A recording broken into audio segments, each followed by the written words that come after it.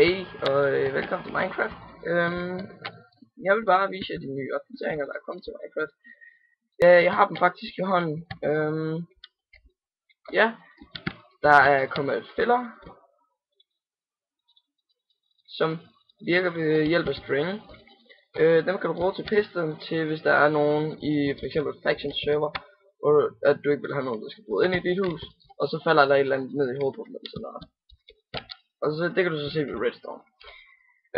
De her cheste, det er ender cheste. Hvis du smider noget i dem, så for eksempel det der, så er det sgu også over et eller andet. Det, hvis du nu er i den her verden, så går ned der, og så sætter en chest der eller sådan noget. Og ja, så de her diamanter, eller hvad man nu kalder dem, dem får du ved at, nu skal jeg så lige finde en mand, men dem får du ved at gå over til en mand, og så giver du ham, hvad han nu vil have, og så får du det ud af det, som han gerne vil have. De er nok inde i husene. Nå, men i hvert fald, så med ham der, han vil have det der træ, og så får du flint. Men der er altså nogle af de andre, de vil have, han vil så have det der, men han vil så have 10 fisk. Ja, og jeres game mode inventory, de er så også lavet om. Hvis jeg trykker her på search image, og jeg så vil ud af det igen, så gå tilbage, for ellers så kan I blive ved med at trykke i, og så kommer det bare derover, og så ryger I ikke tilbage, så ryger I ikke ud af jeres inventory. Men i hvert fald, så kan du søge på det du nu gerne vil have. Men jeg skulle have 10 fisk. Jeg ved ikke hvad for en fisk det var.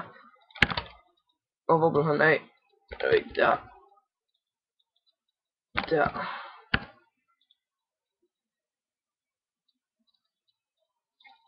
Han vil gerne have 10. Så prøv at se de diamanter der. De diamanter der, dem kan du bruge til. Skal vi have en crafting table? Men dem kan du bruge til at få dem der. Og det er en eller anden special blok, har jeg fået at vide af nogle af mine venner. Jeg ved ikke helt hvad man skal bruge den til. Du kan vel nok bruge den til at bygge et eller andet åndssvagt hus, eller sådan noget.